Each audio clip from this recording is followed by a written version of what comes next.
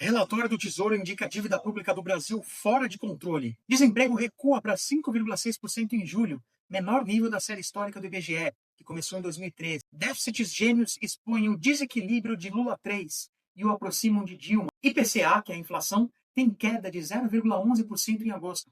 Primeira deflação em um ano, segundo o IBGE. Afinal, o que está acontecendo com o Brasil? Você viu aqui notícias positivas, notícias negativas. Nesse vídeo aqui, eu vou mostrar para você qual é a dimensão real que o Brasil está vivendo nesse momento. Então, eu vou passar para você tanto dados positivos quanto negativos, para que você chegue às suas próprias conclusões, mas eu também, ao final do vídeo, vou expor as minhas conclusões, as minhas opiniões, a minha visão de como o Brasil está, e vou explicar para você também como que eu estou investindo e como que uma pessoa mais conservadora um pouco pode vir a investir se quiser estar preparada para isso que está acontecendo no Brasil. Para começar, eu queria fazer um resumo inicial, que é o seguinte: os dados negativos que muitos analistas e investidores têm apontado em relação ao Brasil são todos relacionados às contas públicas do Brasil. Quanto que a gente arrecada em impostos e quanto que a gente gasta. A explicação para o temor que as pessoas têm, que diversos investidores têm em relação ao Brasil,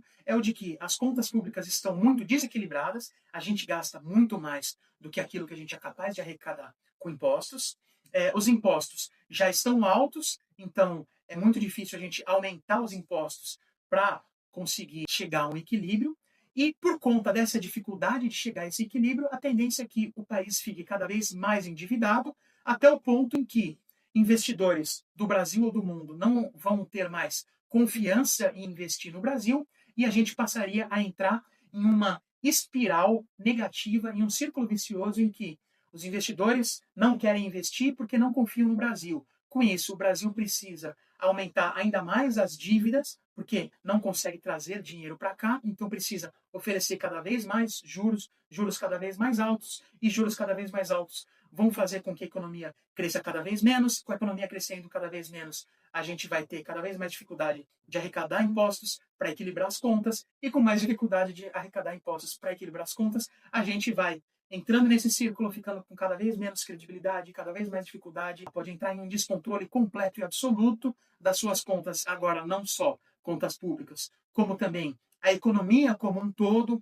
gerando desemprego, alta inflação e diversas consequências negativas, fazendo com que a população do Brasil como um todo se torne mais pobre, passe a ter uma vida mais difícil financeiramente e com maior dificuldade da gente se recuperar disso depois. Então, esse é o cenário ameaçador e crítico que algumas pessoas acreditam que a gente está próximo de chegar neles. E existem outras pessoas que preferem focar mais nos dados positivos que têm aparecido. Então, a gente tem excelentes dados de emprego surgindo. Você viu aí os dados de emprego que mostram o menor desemprego da nossa série histórica. Então, onde que você deve focar para você saber o que está acontecendo?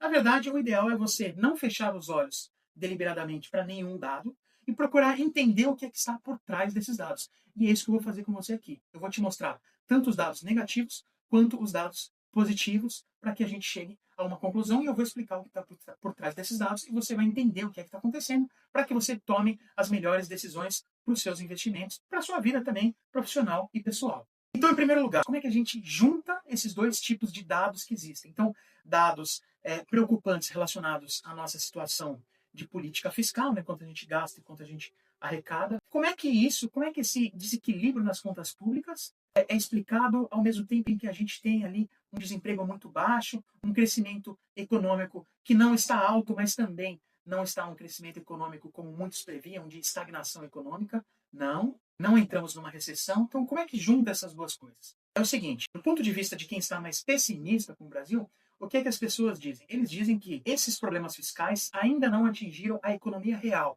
E que, quando atingirem a economia real, aí sim a gente vai ver dados de redução relativa de renda da população, dados de desemprego, dificuldade de geração de emprego, dificuldade de geração de emprego formal, aumento da informalidade. Então, eles acham que pode ser uma questão apenas de tempo para que aconteça isso. As consequências do desequilíbrio fiscal na economia real, a economia do nosso dia a dia. Perfeito. Então, vamos olhar para os dados relacionados ao desequilíbrio fiscal.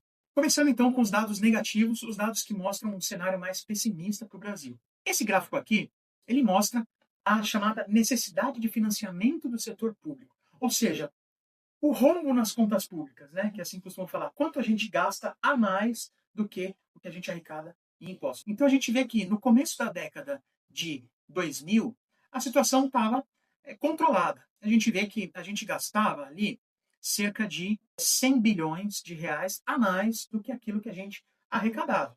Ok, enquanto isso está controlado, está tudo bem. Depois a gente viu um aumento aqui a partir de 2012, começou a subir aqui, até que estourou realmente aqui a partir de 2014. Tá? Então a gente vê, a partir de 2014, essa subida aqui, uma alta realmente extremamente acentuada, até atingir esse pico que foi nos 12 meses encerrados no início de 2016, portanto, ao longo do ano de 2015, né, até janeiro de 2016. Nesses 12 meses encerrados em janeiro de 2016, a gente vê que o país gastou mais de 600 bilhões, quase 650 bilhões a mais do que aquilo que arrecadava. Para vocês entenderem, a maior parte desses gastos aqui é com juros, tá? Juros da dívida.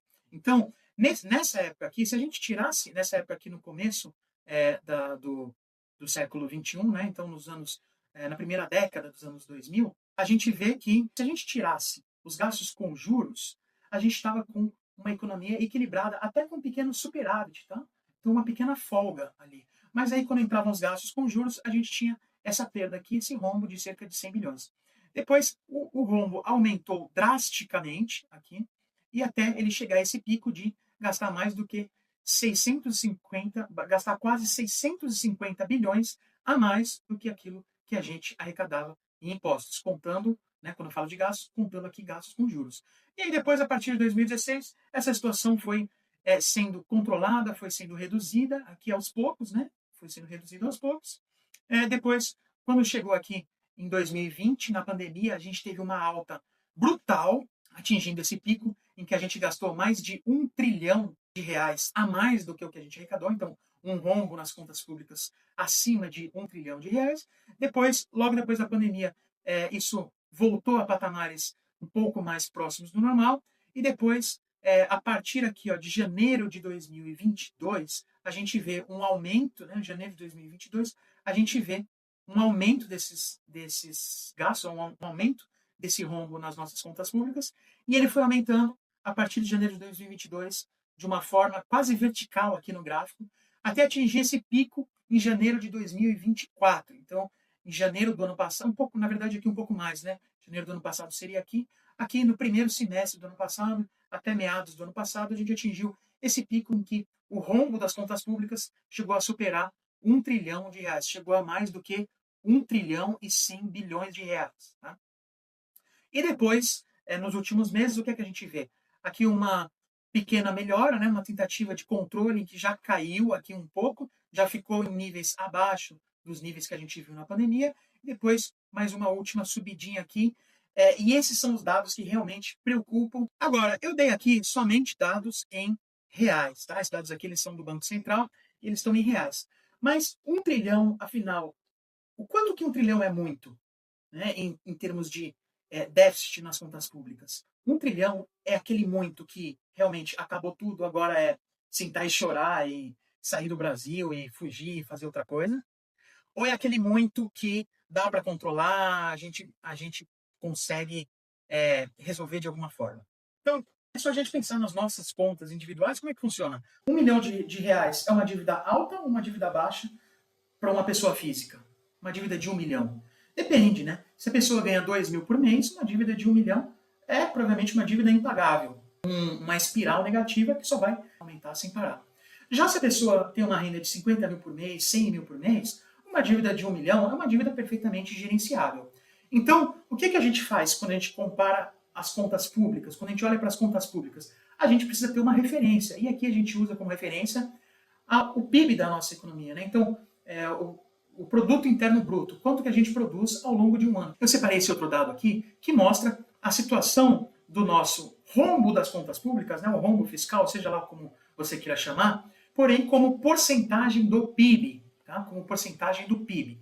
Então, o que é que a gente vê aqui como porcentagem do PIB? A gente já vê um cenário bem diferente, então muito, muito, muito diferente, mas um pouco diferente. Qual é a grande diferença? A grande diferença que a gente vê aqui é o seguinte: se a gente não olha como comparação com o PIB, se a gente olha o resultado em reais, né, o nosso rombo em reais, a gente vê que ele atingiu um pico aqui que é o maior da história, no primeiro semestre de 2024 para meados de 2024.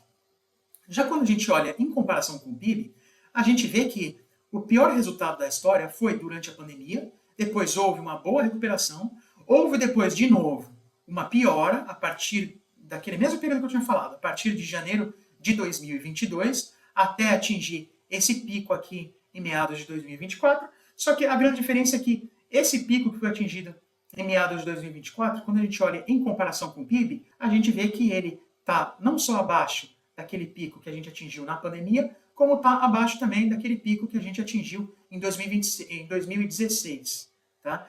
Não tão abaixo, mas um pouco abaixo. E a gente nota também que houve, aqui também, quando a gente olha em relação ao PIB, a gente nota também que houve recentemente uma certa melhora. E depois, quando a gente olha mais recentemente mesmo, tem essa subidinha aqui, essa perninha aqui, né? Essa pequena subida que acontece e que deixa a gente numa posição que fala assim, poxa, tudo bem, tá, a situação ela tá bastante preocupante se a gente compara ali com a década de 2000, mas ela não está tão preocupante assim se a gente compara com o período da pandemia e com o período aquele pico de 2016. E a gente vê também que existe uma tentativa de melhora aqui nos últimos meses. Né? Então tá, mas para onde que vai isso? Isso vai piorar, né, ou vai melhorar? Como a gente tem ano eleitoral no ano que vem, a tendência é que melhorar seja muito difícil. Então a tendência os governos tendem a gastar mais em ano eleitoral porque ninguém quer perder a eleição. Então a gente tende a ver em 2026 um aumento, uma piora desse dado. Eu torço para que não, mas é bastante plausível acreditar que vai piorar em 2026.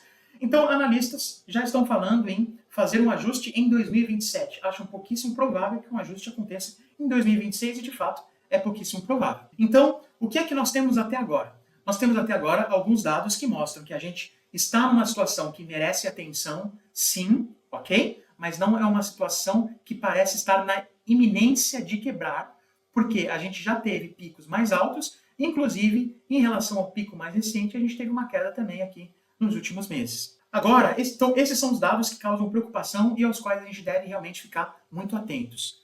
Agora, vamos olhar para os dados positivos que eu separei aqui também para explicar. Esses dados que eu vou mostrar agora são dados que fazem um contraponto a esse cenário aqui. Então, vamos lá.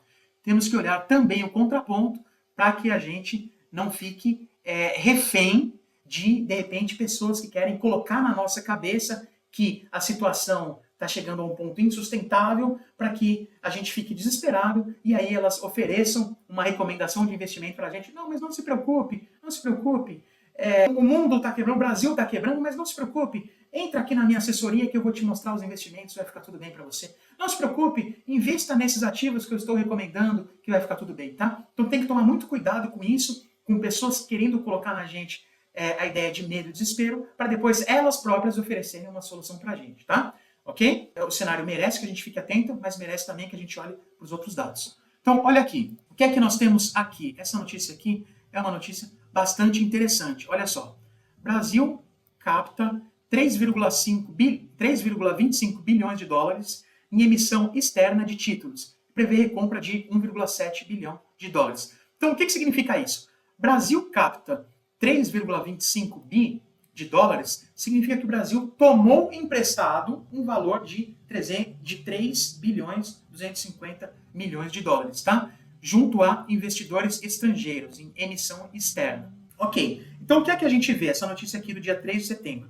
Então o que a gente vê é que, enquanto existem pessoas falando que o Brasil vai quebrar, existem também pessoas investindo no Brasil, ok? Então são investidores internacionais que colocaram aqui 3,25 bilhões. Esse número aqui, 3,25, não é um número grande, tá? 3 bilhões de dólares é um número que não resolve as contas de um país do tamanho do Brasil de jeito nenhum, tá? Mas ele serve como o quê? Como um termômetro.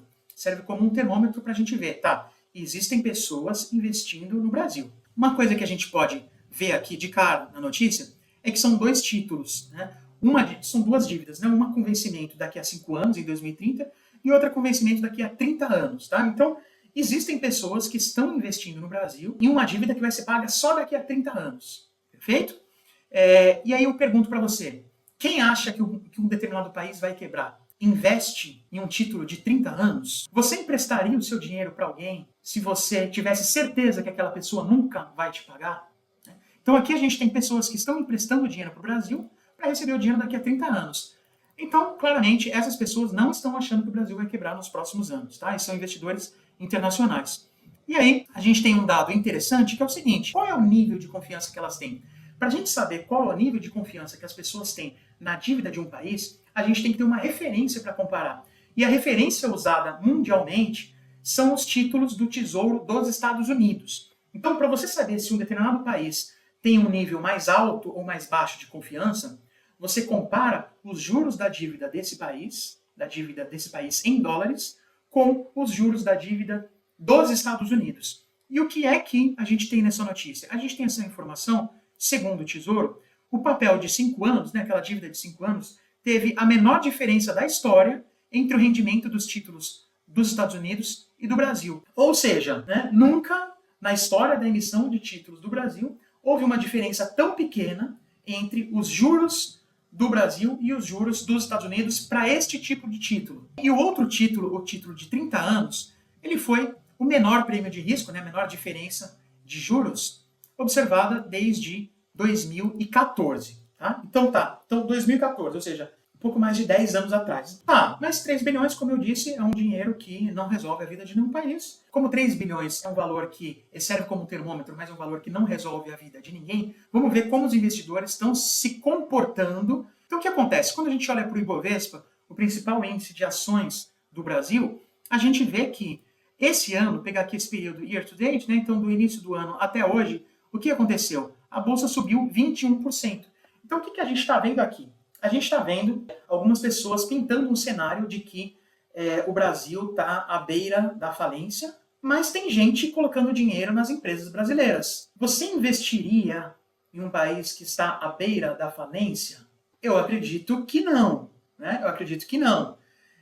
E aqui a gente vê uma alta expressiva da Bolsa Brasileira. Tá? Essa alta ocorreu não só na Bolsa Brasileira, ocorreu nas bolsas de valores de diversos países, né? Mas inclusive na brasileira. Então, o que está acontecendo? Afinal, o Brasil vai quebrar ou não vai? Se a gente está com todo esse problema na dívida pública, como é que as pessoas estão investindo nos títulos do Brasil e como é que as pessoas estão investindo também nas empresas do Brasil? Se vai acontecer esse cenário catastrófico, como é que as pessoas, na beira da catástrofe, estão colocando dinheiro em empresas brasileiras? Então agora a gente vai passar para a terceira parte desse vídeo, em que eu vou juntar essas duas coisas, esses dois cenários, para você entender de fato qual é a situação do Brasil. A gente tem que entender uma coisa aqui, que é o seguinte, quando um investidor estrangeiro decide colocar dinheiro no Brasil, ele está comparando o Brasil com outros países. Tá? Ele está comparando com outros países. Então, quando ele vai olhar a dívida pública do Brasil, ele vem aqui e compara a dívida pública do Brasil com a de outros países. Então vamos comparar para ter uma ideia? Olha só,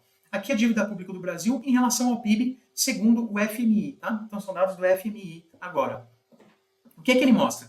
A relação entre a dívida e o PIB do Brasil estavam em 60% em 2023. Então, a nossa dívida equivalia a 60% do nosso produto interno bruto. Em 2024 subiu para 61%, em 2025 a estimativa é que alcance mais de 65%. Perfeito. E aí, quando a gente olha para outros países, como é que está? Então, a China não tem dados. Eu selecionei aqui alguns países, tá? Tanto países desenvolvidos quanto países emergentes, mas a China não tem dados e a Índia também não tem dados. Mas a gente tem aqui dados, por exemplo, da França. Então, a França estava em 101% do PIB, foi para 105% e agora vai para 108%. Né? A Alemanha ela está bem mais controlada, 46% do PIB é a dívida líquida alemã, mas também está levemente subindo para 47% e para 49%. E para a tomada de decisão dos investidores, a direção ela é importantíssima. Então, o número absoluto, você olha ali 60% do Brasil, né? Mas se fosse um 60% indo para 59%, 58%, 57%, o cenário seria completamente diferente. Tá? Então, o que realmente interessa, no fim das contas, é a direção para onde está indo. Então, a gente vê que o Brasil está subindo, a França está subindo, a Alemanha está subindo, a Itália está subindo, O Japão não está subindo, tá? 136% do PIB, 134 em termos de dívida líquida, ok? Está estabilizado na faixa dos 134 aproximadamente. Só que não está subindo, só que já é altíssima, né? Mais de 130% do PIB. E quando a gente olha para México, ó, México em termos absolutos está numa situação melhor do que a gente. Porém, quando a gente olha o histórico, ele também está subindo, ó, de 46 para 53. Quando a gente olha para o Reino Unido, tá, de 91 para 95. Estados Unidos, 96 para 98. Então, qual o cenário que a gente enxerga aqui? O cenário que a gente enxerga é o seguinte: existe no mundo um problema fiscal generalizado, ok? Poucos os países são os que estão com o lado fiscal em dia.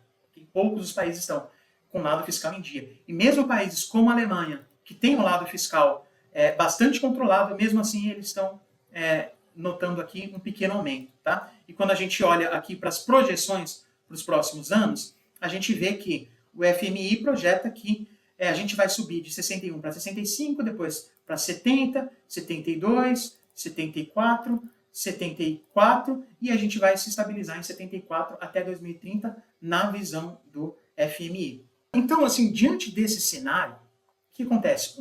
Um cenário seria o Brasil explodindo em dívida e o mundo inteiro resolvendo o problema da dívida.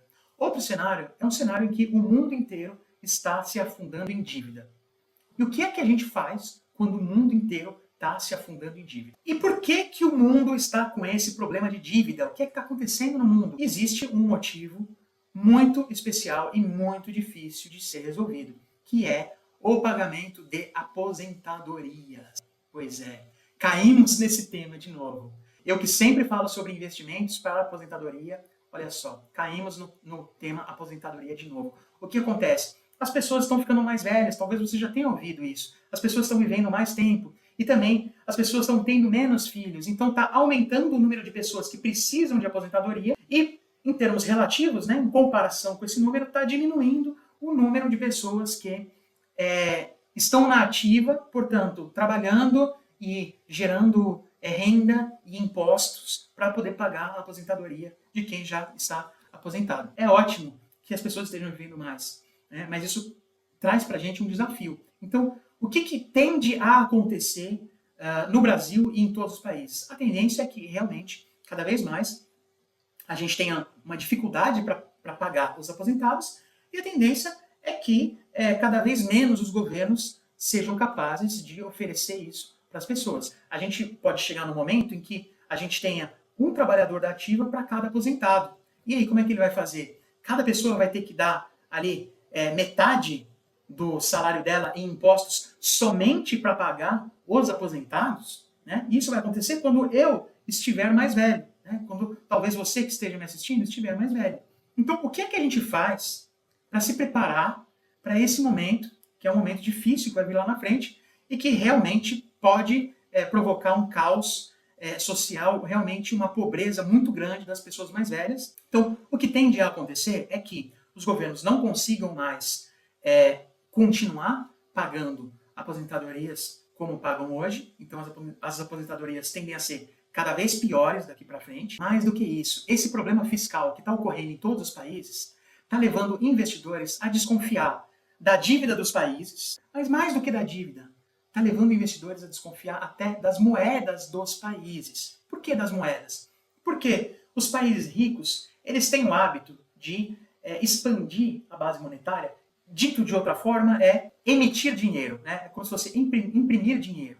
Então, os Estados Unidos imprimem dinheiro a rodo desde a crise de 2008. A Europa também fez grandes emissões. E isso gera uma insegurança muito grande nos investidores. Porque o investidor pensa assim, poxa, como é que eu vou emprestar dinheiro para um país se esse país ele vai ter que emitir mais moeda para me pagar? Se ele emitir mais moeda, então a moeda desse país vai desvalorizar. E aí?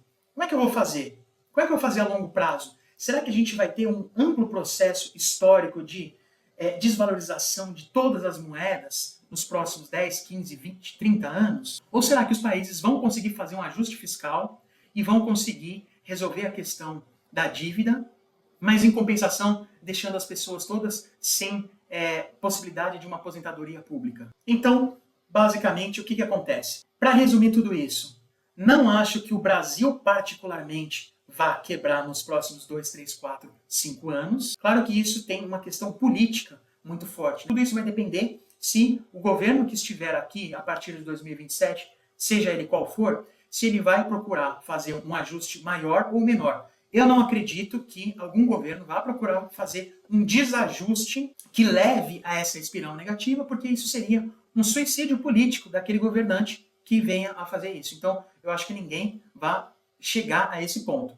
O que eu acho mais provável é que, seja qual for o governo, a gente vai continuar empurrando esse problema com a barriga e fazendo pequenos ajustes, uma reforminha da Previdência aqui, outra reforminha lá na frente. São várias pequenas decisões ao longo dos próximos 5, 10, 15, 20 anos, que vão fazer com que o Brasil sempre esteja nessa posição ali, à beira do colapso, mas sem efetivamente entrar em colapso. Diante desse cenário, o que é que você faz com o seu dinheiro? Bom, se você não quer dor de cabeça nenhuma, se você não quer risco nenhum, o investimento é o Tesouro Direto e, especificamente, se você quiser ainda menos dor de cabeça, é especificamente o Tesouro Selic. Pô, mas a gente não está com esse problema de dívida? O Tesouro não é uma dívida do Brasil? É uma dívida do Brasil. Só que todos os outros ativos, se a gente for ver, eles trazem uma certa dor de cabeça ali a médio prazo, que se você não está acostumado com risco, você pode ter algum problema. Então eu vou te falar como é que eu lido com isso. Tá? Eu vejo o mundo buscando ativos que sejam mais confiáveis do que as moedas dos países. Tá? Por quê? Porque a moeda do país ela pode ser emitida assim que o país quiser. Cada país pode imprimir dinheiro tanto quanto quiser. Isso causa inflação, isso causa outros problemas, mas os países têm feito isso, mesmo causando outros problemas. Então, se os investidores estão com medo, estão desconfiados das moedas dos países, para onde que eles estão indo?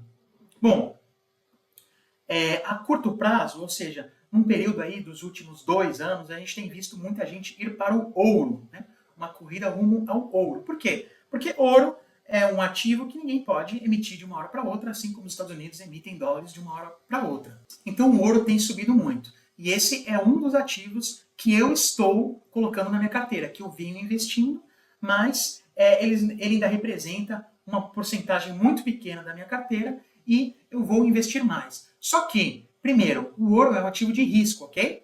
E ele já vem subindo, ele subiu bastante. Quando a gente pega esse ativo aqui, Gold 11, que ele é um ETF, ou seja, um fundo de investimento que é negociado na bolsa, e ele usa como referência a cotação do ouro. O que está acontecendo com ele? Se a gente pega desde o início do ano até agora, ele já subiu 22%. Se a gente pega um ano atrás, né, os últimos 12 meses, ele subiu 39%. E se a gente pega os últimos 5 anos, ele subiu 100%. Tá? Então a gente vê realmente uma trajetória de alta, e é uma trajetória de alta que quando a gente pega no longo prazo, a gente vê que ela vem ocorrendo aos poucos, né? O ouro está se valorizando de forma linear. Claro que quando a gente pega em prazos mais curtos, então desde o início do ano até agora, a gente vê essa volatilidade. Isso é normal. Então quando eu digo que se você não quer dor de cabeça e quer segurança, o melhor é ir para o Tesouro Direto, o que eu estou dizendo é que se você comprar ouro hoje, olha o ouro aqui de abril, passou de 19, o ouro na verdade, esse ETF, né? Aqui, ele passou de 19,90 para cerca de, vamos pegar aqui, ó, pegar essa baixa aqui, para cerca de 18,75, né? Então ele caiu ali, ó, se a gente pegar do pico, pegar aqui, ó, do pico até essa baixa aqui, né? Caiu 8%. Então se você for investir em ouro, você tem que saber disso. Você tem que saber que você pode colocar um dinheiro agora, pode ser que daqui a um mês você tenha perdido 10%, pode ser que daqui a 6 meses você tenha perdido 30%, 40% ou até mais, ok? Então, não é porque eu estou falando aqui que eu estou aumentando a minha exposição ao ouro que você vai colocar o seu dinheiro em ouro. Você tem que saber que isso é um investimento de risco, perfeito? E que, como o ouro subiu muito, pode ser sim que ele tenha uma correção forte, ou seja, uma queda forte. Mas mesmo assim, eu estou investindo porque eu não invisto tudo de uma vez. Eu vou investindo aos poucos. Então, se tiver uma queda forte, o que acontece? Eu vou investir um pouco agora, um pouco daqui a um mês, um pouco daqui a outro mês, um pouco daqui a outro mês. Então, se eu tiver uma queda forte ao longo do ano, eu vou ter investido numa cotação média dele ao longo do ano, ok? Então, assim, se você for investir, eu recomendo que seja desta forma, tá? Mas só invista se tiver certeza dos riscos. Outra coisa em que eu invisto, mas esse eu não vou investir mais, pelo menos não nesse momento, é no Bitcoin. Por quê? Se a gente pega aqui um ano, ele subiu 63%. Se a gente pega aqui em 5 anos, ele subiu 879%. Por que que eu não estou aumentando meus aportes em Bitcoin?